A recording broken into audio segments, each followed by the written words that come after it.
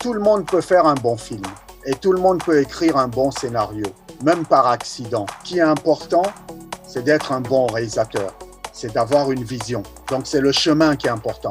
Et je dirais qu'aujourd'hui, il ne faut pas faire du cinéma parce qu'on a envie d'être connu. Si on veut être connu, il faut descendre dans la rue, il faut tirer sur 10 personnes, on est connu tout de suite. Voilà. Il ne faut pas faire du cinéma parce qu'on veut gagner de l'argent. Si on veut gagner de l'argent, il faut faire homme d'affaires, il faut faire banquier, il faut faire, il faut faire des métiers d'argent. Il ne faut pas faire du cinéma parce qu'on cherche du pouvoir. Sinon, il faut faire de la politique si on veut du pouvoir. Il faut faire du cinéma parce qu'on ne peut pas faire autre chose. Bonjour et bienvenue sur mon podcast. Ici, j'invite les pros du cinéma à partager avec vous leur méthode de travail. De l'écriture à la sortie d'un film, comment ne pas baisser les bras quand ça coince. Merci à l'INIS, partenaire présentateur de Cinéritage. Bonne écoute!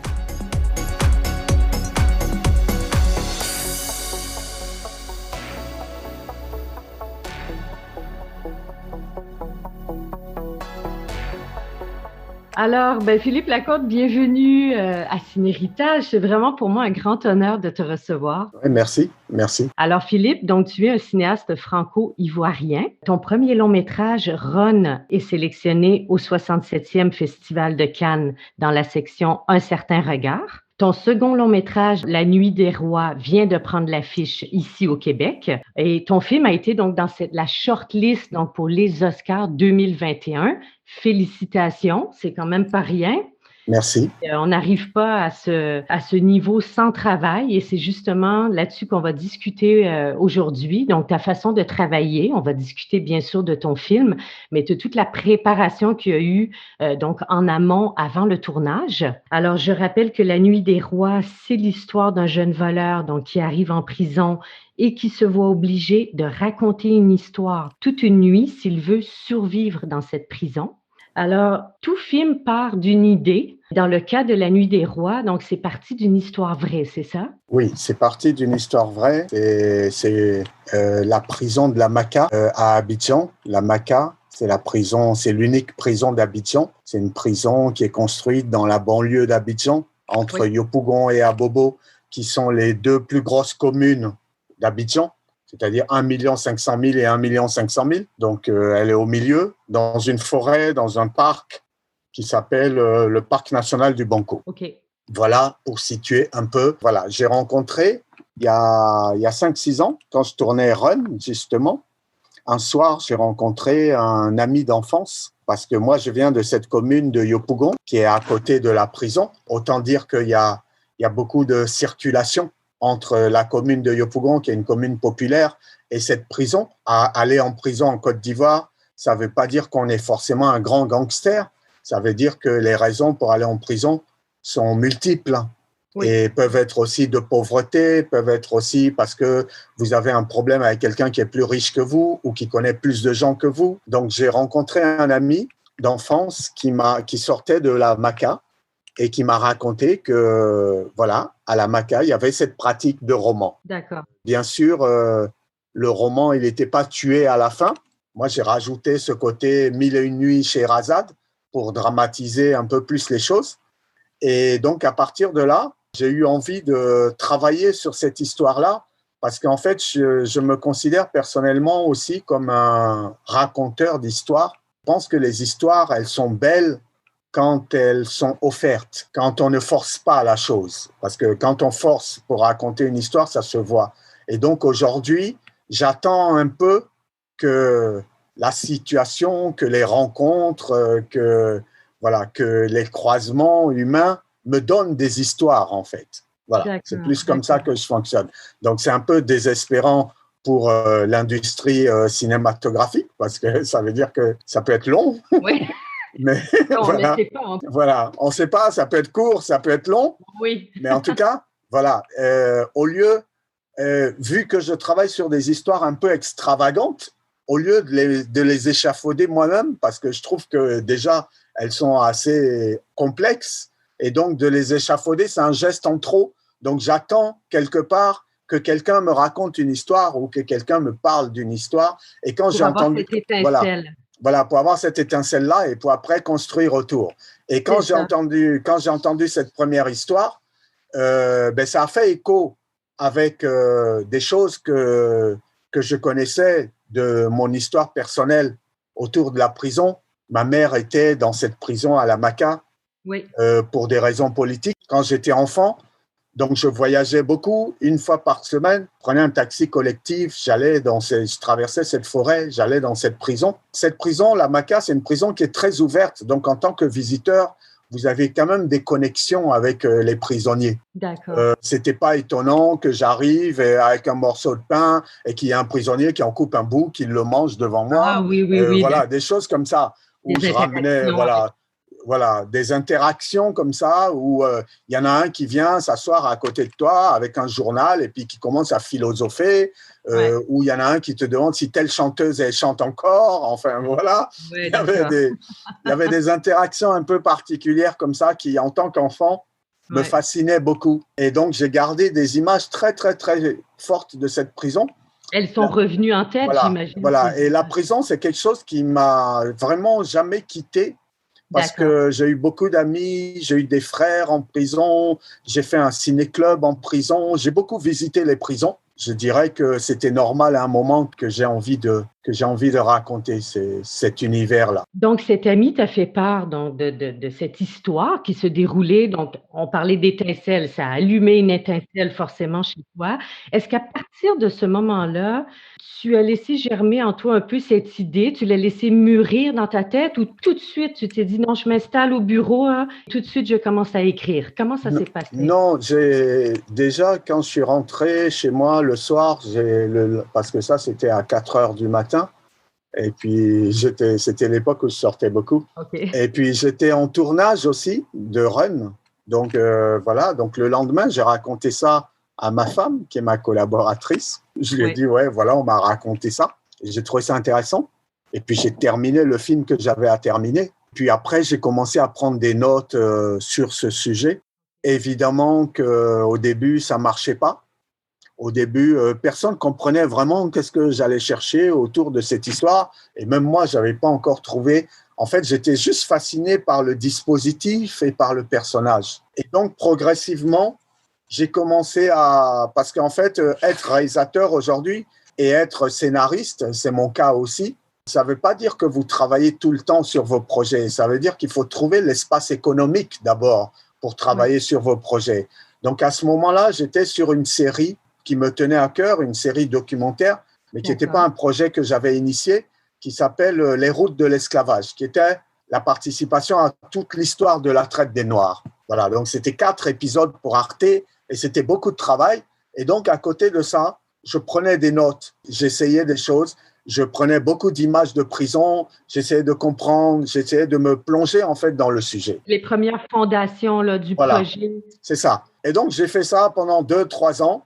Et quand j'ai eu l'impression d'avoir tout le matériau, d'avoir aussi exploré toutes les mauvaises pistes, c'est comme ça Oui. que je travaille à chaque fois. OK. Et Ah, là, c'est intéressant. voilà, Oui. voilà. C'est-à-dire, quand on travaille sur des objets qui sont complexes narrativement, ben déjà, il y a des faux tours de piste, il y a des perditions.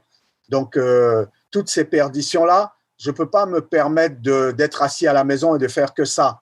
Donc, je les fais pendant que je fais d'autres projets. D'accord. Voilà. OK. Et quand je sens que le projet il est prêt à sortir, que j'ai épuisé toutes les mauvaises pistes. Par exemple, au départ, j'ai beaucoup hésité entre est-ce que c'était l'histoire de roman ou est-ce que c'était l'histoire de Zama King. Ah oui, déjà au niveau Voilà. du point de Oui, vue. voilà, du point de vue. Puisque roman raconte l'histoire de Zama King. Mais en Oui, fait, Zama King, il était le premier dans mon histoire. d'accord, Zama oui. King, c'est un personnage réel aussi. C'est le fait divers avec Zama King qui m'a donné envie de raconter son histoire. Donc, il était très fort, Zama King. Donc, je me disais, mais est-ce que c'est Zama King qui est devant ou est-ce que c'est Roman qui est devant? Oui. Voilà. Donc, j'ai passé un peu de temps là-dessus. À l'époque, j'étais au Torino Film Lab en Italie, qui est un lab d'écriture. Et c'est là où mes collègues réalisateurs, on était par petits groupes, ils m'ont dit, mais on a déjà vu des films de gangsters, de leaders gangsters, mais on n'a pas vu de film d'un gars en prison qui est obligé de raconter. C'est comme ça que j'ai mis Roman en priorité. Donc là, tu t'es mis à explorer finalement son point de vue à Voilà. lui. Donc, je me suis dit, OK, c'est Roman qui va être devant. Voilà. J'ai beaucoup de tentatives comme ça, de faux départs comme ça, voilà, qui font que comme si on essayait des portes, comme si on était dans un labyrinthe et qu'on essayait des portes. Et quand je vois toutes les portes qui sont fermées, quand je vois toutes les impasses, quand je vois tous les chemins qui ne mènent pas à mon histoire, quand je les connais, ben là, il me reste 2 ou 3 chemins. Et là, je prends vraiment le temps d'écrire. D'accord, d'accord. Voilà, c'est comme ça que je travaille. À partir du moment où tu t'installes à ton bureau, j'imagine que l'écriture va assez vite dans le sens Voilà, parce que tu voilà, as eu une voilà. longue période C'est ça, justement pour c'est réfléchir. ça. Et, et Tu donnerais ce conseil, Philippe, euh, aux plus jeunes de procéder ainsi au lieu de commencer et de toujours revenir en arrière quand on sent qu'on n'est pas sur la bonne ouais, piste ouais, ou... je pourrais donner ce conseil parce que si tu veux, l'écriture, la vision, elle s'épuise aussi. Donc, il faut la garder concentrée. Il Oui, faut la garder concentrée. C'est-à-dire, voilà, moi, je ne joue jamais le match avant qu'il ait lieu. C'est-à-dire, avant c'est que des échauffements. Voilà. Tu vois ce que je veux dire? c'est C'est-à-dire, une OK, bonne image. voilà, on teste ça, on fait semblant de regarder ça, on va voir ça. Ah, tiens, on va voir telle musique. OK, c'est intéressant. On va voir telle chose. On va écouter tel discours de prisonnier. Voilà.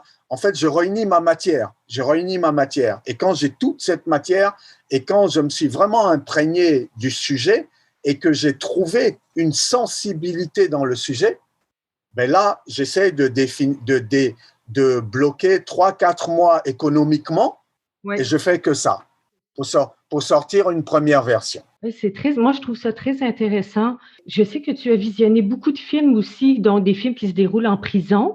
Est-ce que c'était à cette étape-là aussi, justement, Oui, ou oui, oui, oui, c'est étape cette de étape-là. recherche? C'est cette étape-là parce qu'après, j'oublie complètement les références et je D'accord. rentre vraiment dans ma propre vision. Voilà, parce que sinon, c'est pas possible.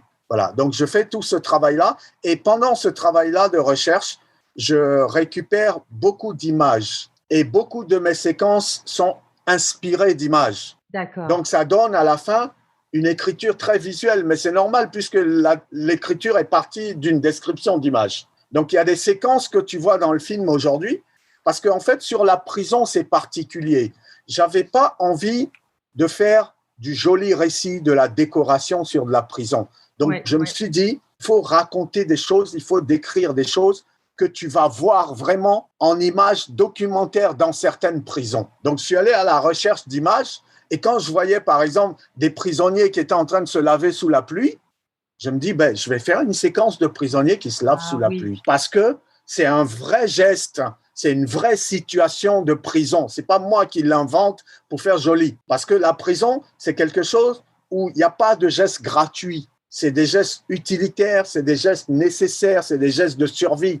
Donc, il ne faut pas faire de la décoration du joli oui. autour de l'espace de prison. Parce que éthiquement, déjà, ce n'est pas très intéressant. Voilà. D'où Et voilà. l'importance de la Voilà, recherche. voilà, d'où l'importance de la recherche. Et même dans La Nuit des Rois, les dessins qui sont sur les murs, les inscriptions qui sont sur les murs, il y a une inscription qui est très, très importante, qui dit, elle est en anglais, mais qui dit, si Dieu dit oui, personne ne peut dire non. Et ça, c'est le début du récit de roman. C'est comme ça qu'il commence. C'est toute sa philosophie, en fait. Et ça, c'est une inscription qui vient d'une prison de Sierra Leone. C'est tous les dessins, toutes les inscriptions viennent d'une autre prison, viennent d'une vraie prison. C'est comme ça qu'on a essayé de travailler dans un cadre d'authenticité. C'est ça, parce que l'intérieur de la prison a donc été recréé, mais vous avez filmé les extérieurs à la Maca. Voilà, les extérieurs sont à la Maca et quand on a recréé la prison, ben, il ne fallait pas venir faire des petits jolis dessins sur le mur. Qu'est-ce que ça veut dire? Pourquoi un prisonnier dessine sur le mur? Il ne dessine pas pour décorer la prison. Il n'est pas propriétaire de la prison. Ouais.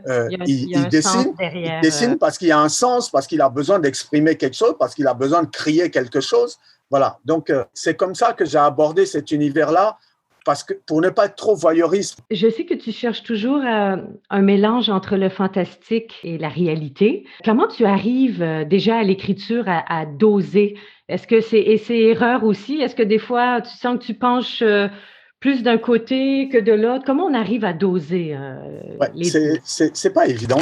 C'est pas OK. évident parce que, mais moi, je dirais que, en fait, je me considère comme un hyper narratif, comme il y a d'autres qui sont hyper actifs.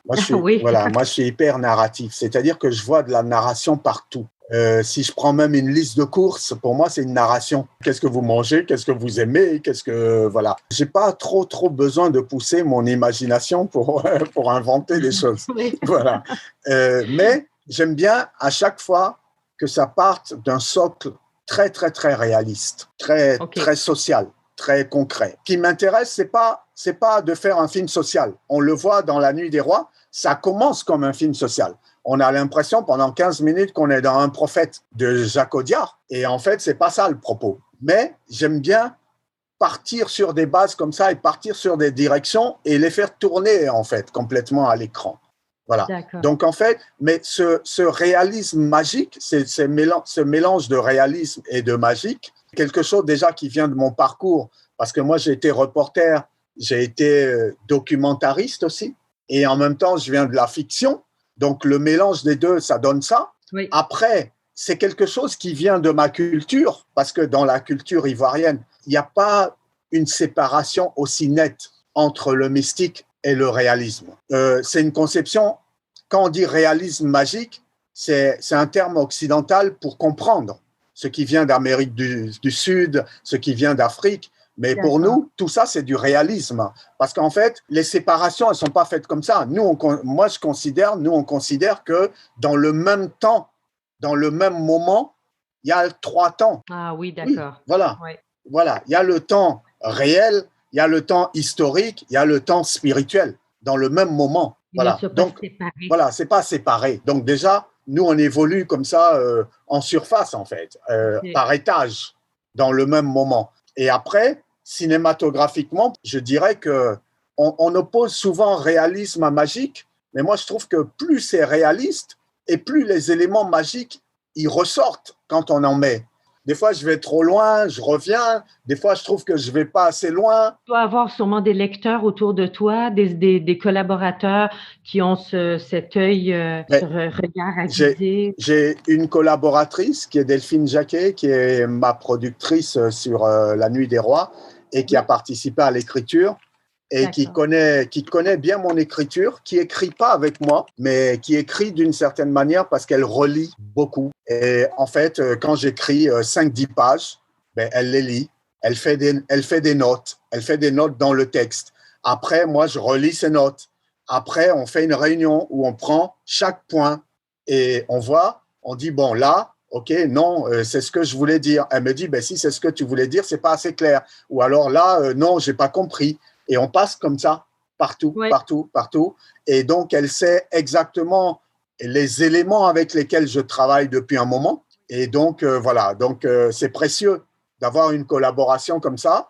Et après, quand le projet sort, en fait, de ce tandem-là, ben, il y a des personnes professionnelles avec qui on travaille qui le lisent, des coproducteurs, des chargés de développement, des vendeurs internationaux. Les acteurs sont des super lecteurs. Absolument. Les acteurs sont des super lecteurs, voilà, sur les personnages et tout ça. Ce que je fais, c'est que j'attends d'avoir une base assez solide.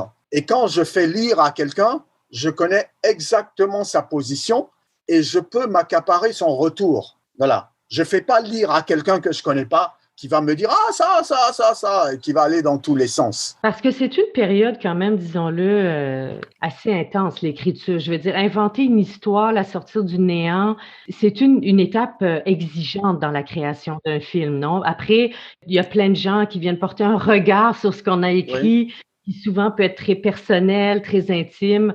C'est une étape qui est délicate, donc on veut avoir confiance aussi en ses lecteurs. Ben, en fait c'est important parce que, si tu veux, on parlait de chemin et de route tout à l'heure.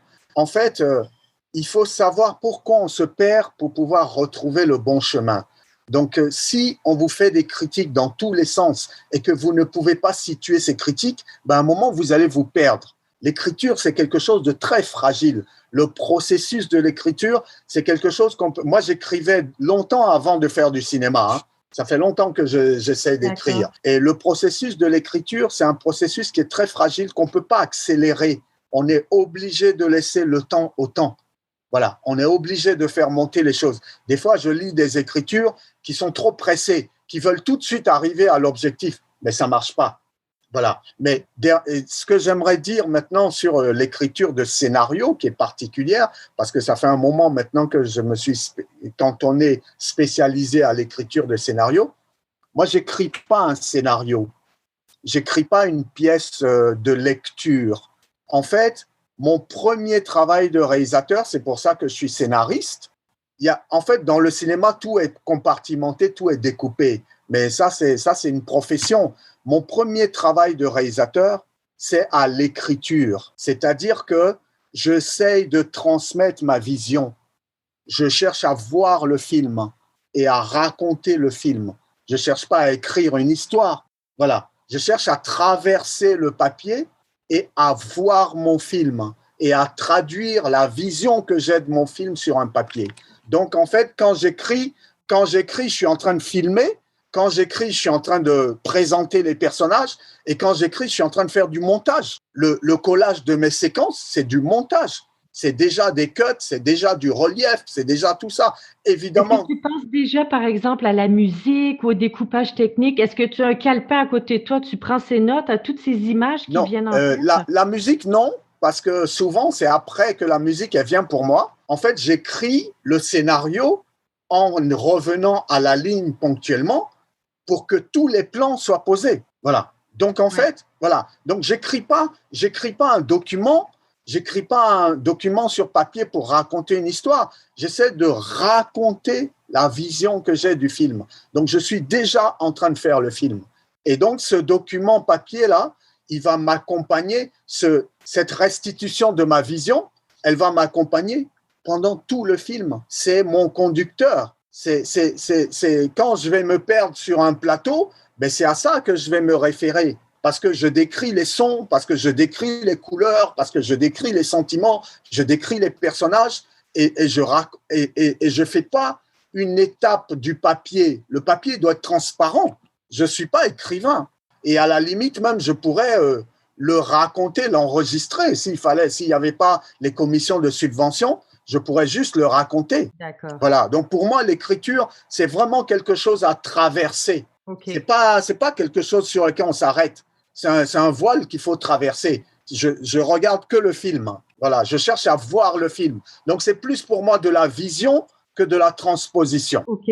Voilà. Est-ce que tu restes quand même fidèle au scénario, dans le sens que, est-ce que le film est fidèle au scénario? Ouais, La Nuit des Rois, c'est très fidèle. C'est Oui. très fidèle parce que justement, si c'est une vision, si c'est cette vision-là qui est passée, ben, ça veut dire qu'à partir du moment où j'ai réussi à sceller cette vision dans un document, ça veut dire qu'en fait, c'est ce document qui devient maître pour moi. Après, il est évident que sur le plateau, on est avec des êtres humains, on est avec de la matière, on est avec des interactions. Donc ça, c'est quand même ça qui est fort. Parce que moi, je suis un réalisateur qui est très en contact avec ses acteurs, mais la vision, le document qui contient la vision, il est là. Et souvent quand un technicien me demande quelque chose, un accessoiriste, un décorateur, je lui dis, ben, reprends le scénario, tu vas trouver. Tout y est. Oui. Voilà. Tout y est. Et même le rythme du film, les transitions entre le son, les images et tout ça, presque tout y est. En écriture, est-ce que tu as des rituels particuliers, par exemple? Est-ce qu'il y a des moments dans la journée où tu es plus efficace, par exemple, le matin, l'après-midi, ou comment ça fonctionne? Ben, l'écriture, elle marche avec des rituels. Hein. Là, je te parle, là, je suis à un bureau d'écriture. Là. L'écriture, elle marche avec des rituels. Moi, il n'y a pas une journée où… C'est difficile pour moi de passer une journée et 2 jours, si j'écris pas pendant 2 jours, c'est que je suis pas très bien. Voilà. Ah oui, d'accord. Ouais, c'est vraiment un besoin quotidien d'écrire. Voilà. J'écris pratiquement tous les jours. C'est comme du sport. C'est un travail d'athlète. L'écriture, c'est une pratique. Donc, c'est beaucoup ritualisé. Donc, déjà, moi, j'écris souvent le matin parce que je dis souvent qu'on a 2 heures de lucidité par jour. C'est le matin. Voilà. Mais je suis d'accord. Voilà. Assez tôt, comme ça, les idées, elles sont fraîches. Donc, évidemment, je ne vais rien faire d'autre entre le lever et déjà, la première pièce quand je sors de là où je dors, de ma chambre, c'est mon bureau. D'accord. Voilà. C'est-à-dire qu'il ne faut pas qu'il y ait trop de pollution quotidienne entre le lever et l'écriture. Oui, Je c'est fais ça. attention à ça. Je ne vais pas me lancer dans des grandes discussions, dans des choses très concrètes, aller regarder si tel robinet marche ou pas. Je vais aller beaucoup plus vers mon ordinateur D'accord. parce que aussi, je travaille beaucoup avec les rêves. Je travaille beaucoup avec une sorte de semi-conscience comme ça. Donc, quand je me réveille, tout ça, c'est très clair. Voilà. C'est encore présent. Donc, je vais directement travailler avec cette matière-là, la noter, commencer à l'organiser. Et quand je fais ça pendant 1 heure, 2 heures, ben après, c'est fini. Après, je commence une journée normale. Après, je peux revenir à l'écriture jusqu'à 11 heures midi. C'est-à-dire que jusqu'à 11 heures midi, je ne fais rien d'efficace, de logique, d'administratif. Ce n'est pas possible. Je ne réponds pas au téléphone. Mon téléphone, il est sur silencieux. Voilà. Il y a Oui, un oui. moment comme ça qui est très préservé. Très Après, concentré. après l'après-midi, c'est vraiment pour faire tout ce que j'ai à faire. Et en fin de journée, je reprends un travail d'écriture où je Oui, vais aller faire des recherches, où je vais aller écouter des choses, où je vais aller sur Internet, je vais aller voir telle musique, je vais aller voir tel article. Donc, j'ai un gros document qui s'appelle Notes, qui concerne le projet sur lequel je travaille. Et tout ce que j'attrape, que je trouve intéressant, je le copie, image ou texte, et je l'amène là-dedans. Et le soir, je continue, le soir très tard. Par contre, le soir très tard, je relis et je prends des notes, je mets des notes. Voilà. Donc, oui. c'est comme un menuisier, quoi. C'est-à-dire qu'il y a un moment où il va utiliser tel outil, il y a un moment où il va couper, il y a un moment où il va gratter, il y a un moment où… Parce que si on veut écrire beaucoup de temps dans la journée, beaucoup d'heures dans la journée, mais il faut varier l'activité. On ne peut pas faire que Absolument. écrire. Il y a des moments où on Absolument. relit, il y a des moments où on corrige même les fautes, il y a des Oui, moments où on remet les prénoms parce qu'on est allé un peu vite. Il y a des oui. moments où on va chercher un article parce que pour alimenter tel endroit. Voilà. Et c'est par couche comme ça.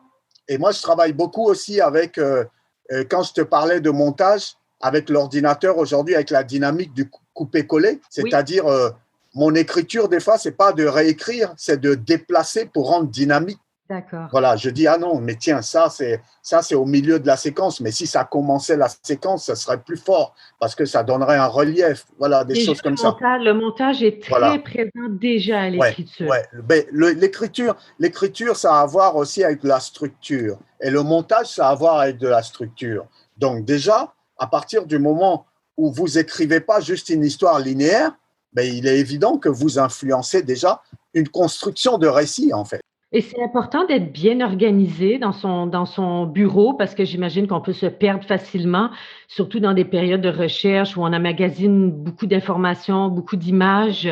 Il faut être rigoureux dans son travail, c'est Ouais, essentiel. ça dépend, ça dépend. Moi, je ne dirais pas que mon bureau, il est toujours bien organisé, mais toutes les semaines, il est réorganisé en tout cas. Faut avoir un C'est-à-dire que, bordel organisé aussi. ouais, non, mais c'est-à-dire qu'il y a des moments où je cherche les choses, OK, et puis à un moment, quand j'ai les choses, je fais un tri. Et quand je fais un tri, ben, je mets tout ce que je garde pas à la poubelle. Là, je réorganise tout et je repars. Voilà.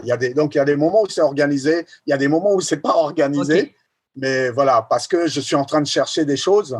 Voilà. Mais disons que, voilà, à un moment, on connaît sa manière d'écrire, on connaît ses outils et on connaît les histoires aussi qu'on sait raconter et celles qu'on ne peut pas raconter. Donc, une fois que le scénario est écrit, c'est la pré-production qui commence. Donc là, on a beaucoup de travail en équipe, donc les équipes sont formées. Est-ce que tu es quelqu'un qui est exigeant avec tes collaborateurs? Wow, je pense que beaucoup, beaucoup, beaucoup, peut-être trop même des fois. Trop, des fois, oui? OK. À quel niveau? Je suis vraiment très, très, très difficile dans le travail en équipe et dans le travail sur plateau et avant plateau. Parce que pour moi, aujourd'hui, dans le cinéma, il y a beaucoup de techniciens qui ont les compétences, hein. Oui, Si on prend le Canada, le Québec, la France, la Côte d'Ivoire, le Burkina, il y a oui, plein de pays qui ont des techniciens. Donc pour moi, la valeur principale, c'est pas un technicien qui connaît son travail, c'est un technicien qui connaît son travail évidemment, oui. mais qui a une concentration et qui a presque quelque chose qui peut rejoindre une sorte de calme spirituel pour qu'on puisse travailler. C'est important pour moi qu'on puisse créer une écoute autour du projet, qu'on puisse créer une écoute autour des acteurs. Voilà, quand on arrive dans un lieu qu'on se mette à l'écoute de ce lieu, qu'on l'observe quand on va écouter des gens, quand on va rencontrer des figurants, quand on va rencontrer des gens sur les décors. Moi, je suis un réalisateur qui est impliqué vraiment à chaque étape. Je vais chercher mes décors au départ. Quand j'ai fini une première version, je vais sur mes lieux de décors et j'écris ma deuxième version avec mes décors pour les rendre encore plus pratiques et plus solides et plus visuels. Voilà. Voilà. Et donc, le choix des techniciens, le choix des gens avec qui je travaille, il est très long, il est très difficile pour moi. J'ai des très bons collaborateurs avec qui je travaille depuis longtemps, mais c'est quelque chose qui est vraiment important pour moi. Même la manière dont on dépose les objets sur un plateau, c'est quelque chose qui peut me gêner ou me satisfaire. Je suis très, très, très, très, très sensible à ça. Voilà. Donc, bon, ça fait que j'ai mauvaise réputation, hein, mais c'est pas grave, c'est comme ça. Mais tu considères que ça peut être considéré comme une force aussi Ouais, c'est considéré comme une force à la fin quand le film marche. Mais c'est considéré comme un emmerdeur toute la journée, tous les jours. Mais quand on est réalisateur, c'est quelque chose qu'on a réglé déjà pour soi-même. C'est-à-dire que quand tu es réalisateur, on ne va pas t'aimer sur un plateau. On n'est pas obligé de te détester, mais on ne va pas t'aimer. Ce n'est pas pour jouer de la parano, hein, parce que tu es celui toujours qui est en train de ramener à ce qui ne va pas. Voilà, parce que ce qui va, ben, tout va bien. Et moi, je travaille aussi avec des techniciens qui ont des expériences différentes, puisque j'ai des techniciens ivoiriens, africains, internationaux. Donc, tout le monde n'a pas le même niveau. Donc, il faut tenir le film comme ça. Oui. Voilà. Et puis, souvent, pour des raisons économiques, mon chef décorateur, il est venu faire le décor, mais il est parti parce que je ne peux pas le garder, la production ne peut pas le garder jusqu'au bout. Donc, je me retrouve avec un assistant qui doit tenir son travail. Et des fois, ce n'est pas au même niveau. Donc, je suis obligé d'arriver, par exemple, sur la Nuit des Rois. Au bout d'un moment, très vite, j'arrivais 2 heures avant pour reprendre avec l'équipe les accessoires, pour reprendre toutes les choses, pour les préciser, pour les disposer. Mais ça m'a appris beaucoup de choses au niveau de l'œil et tout ça. Mais en fait, tous les accessoires qui sont sur le plateau, je les connais, je connais leur historique. Je sais d'où ils viennent, je sais comment on les a eus, je sais où on les a achetés, je sais même combien ils ont coûté. Ah oui. Voilà. Donc, c'est une sorte de mémoire comme ça, complète du film qui me permet de travailler.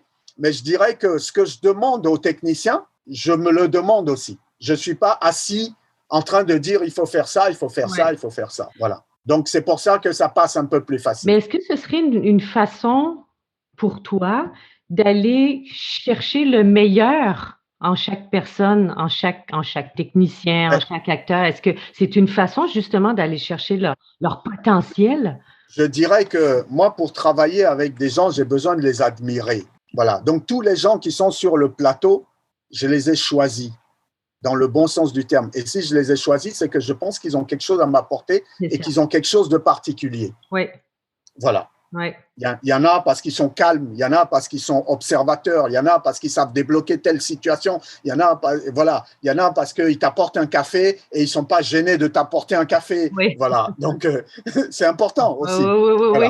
Voilà, tu vois ce que je veux dire. Bon, maintenant, un peu moins parce que mon équipe est grossie et puis il faut savoir déléguer aussi. Mais au début, vraiment, j'avais vraiment tout le monde, je savais pourquoi il était là totalement. Et parce que c'est important pour moi le silence sur un plateau.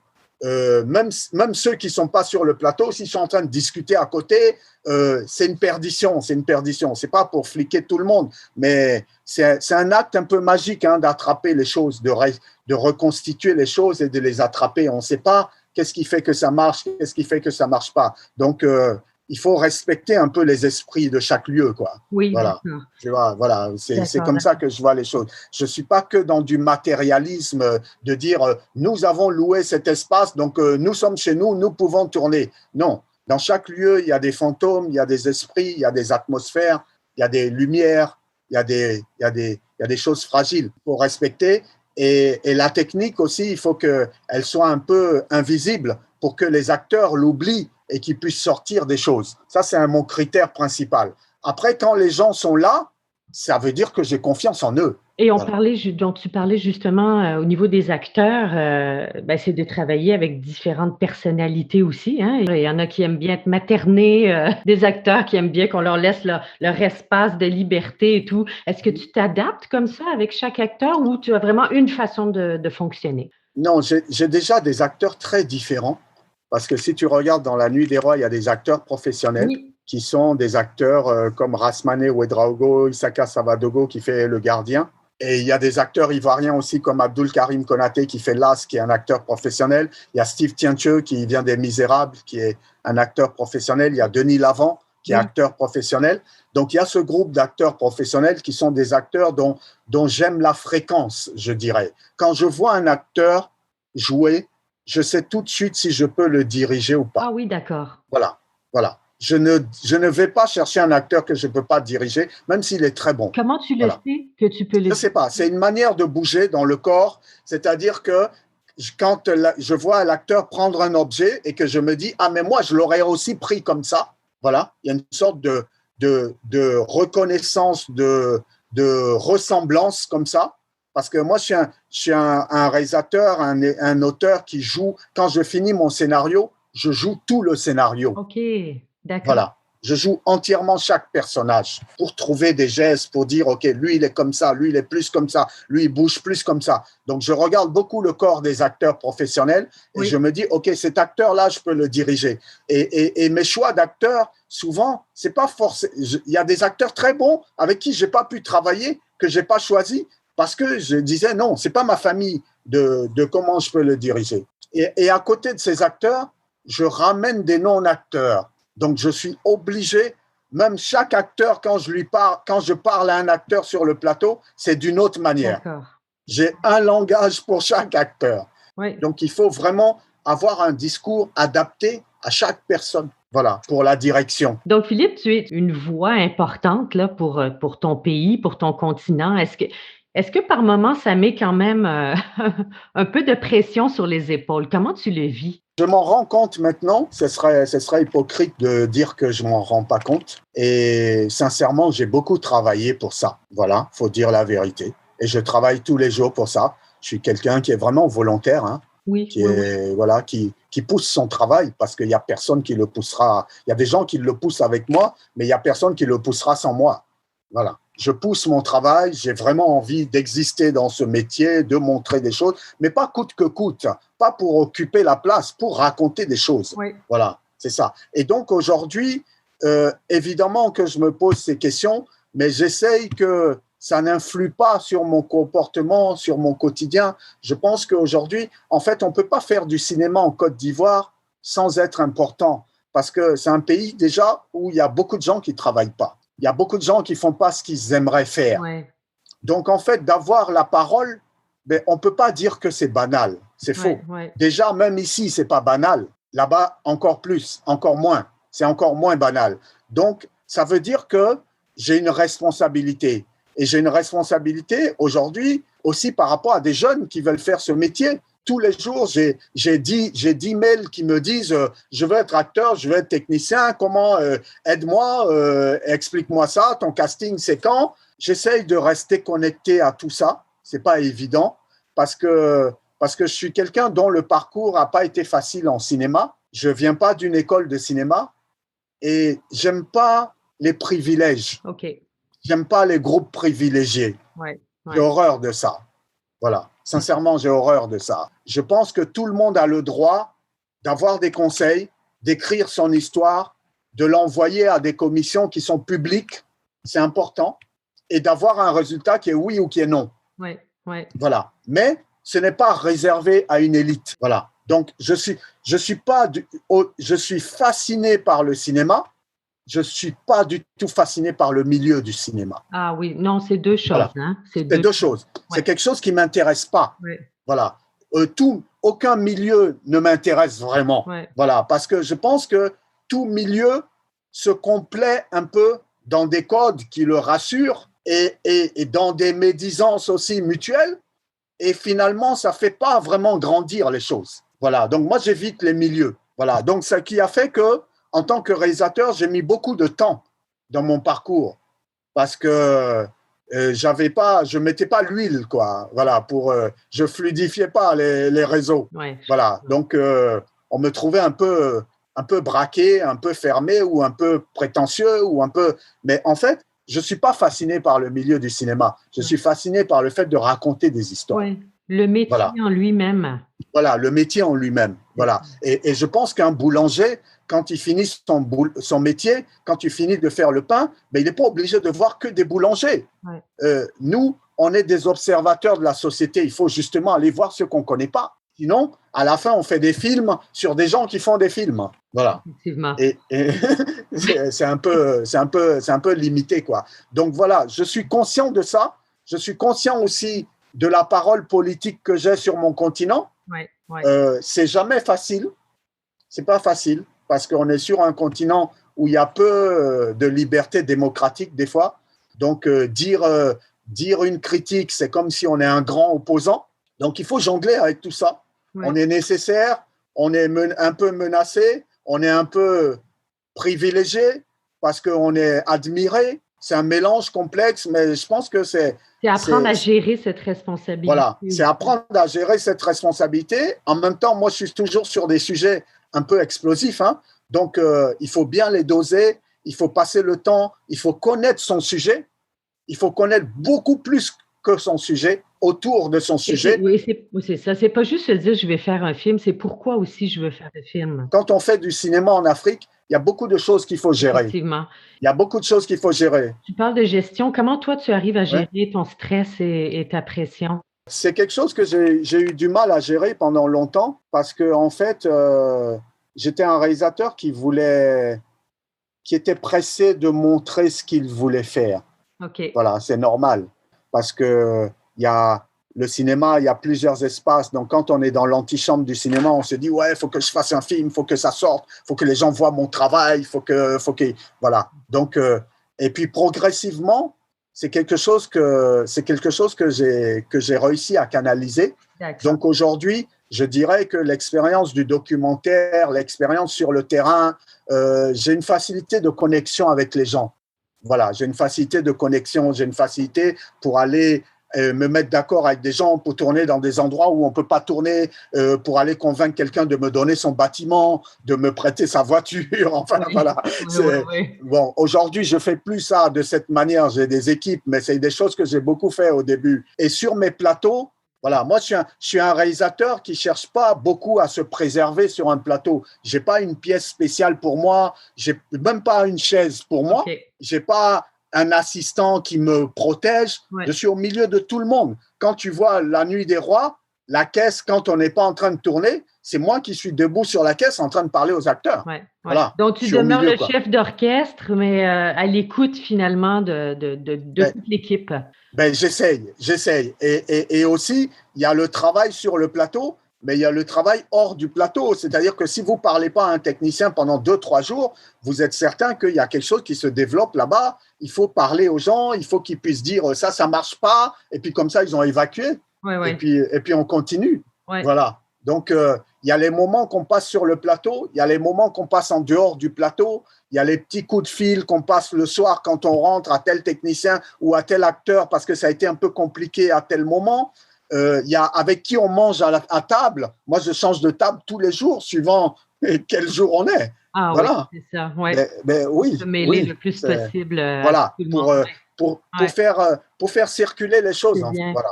C'est un gros travail humain. Oui, aussi. Absolument. Voilà. Oui, absolument. Il faut avoir beaucoup de psychologie aussi, je pense. Ouais, c'est un gros travail humain et il faut être disponible. Faut être disponible. Je vois l'heure qui file, malheureusement, parce que c'est très intéressant.